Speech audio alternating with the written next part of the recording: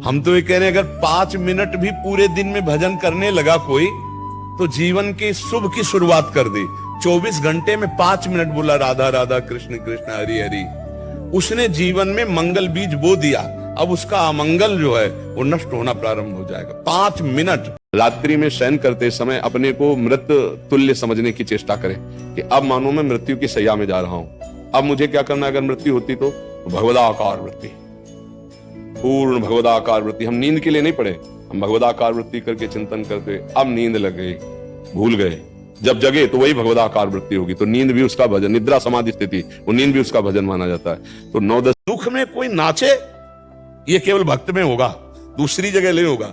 श्रीवास जी महाराज के घर में चैतन्य महाप्रभु नृत्य कर रहे हैं और लड़का अकेला था, वो बीमार था। वो जे ही पधार गया तो दासी ने कीर्तन में आके कहा कि पुत्र पधार गया, उनका सांस मत लेना, महाप्रभु चैतन्य देव कीर्तन करें, अगर उनके कीर्तन में बाधा पड़ी तो फिर हम अशांत हो जाएं। और करताल लेकर खूब जोर जोर से नाचने लगे। महाप्रभु चैतन्य देव तो भगवान के अवतार हैं। तत्काल कीर्तन रुका और कहा कुछ बात हो गई क्या? मेरे भगवान नाम में अपार सामर्थ्य है। अगर ये सोचे कि हमारा मन नहीं लगता, हमारी रुचि नहीं होती, तो जो नाम जप कर रहे हैं क्या उसका भी फल मिलेगा? फल वैसे ही मिलेगा।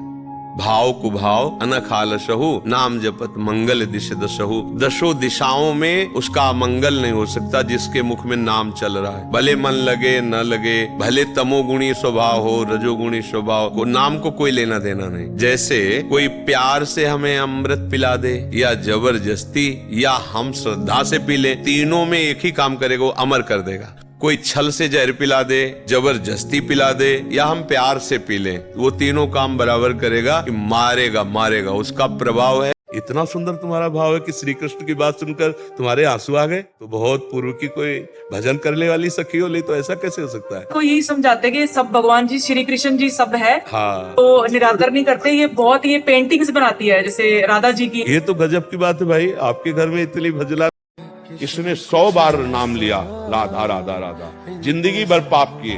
अब हिसाब करना मुश्किल हो जाएगा, क्योंकि एक नाम का फल प्रभु श्री कृष्ण बिक जाते हैं। राधा नाम में एक नाम का फल।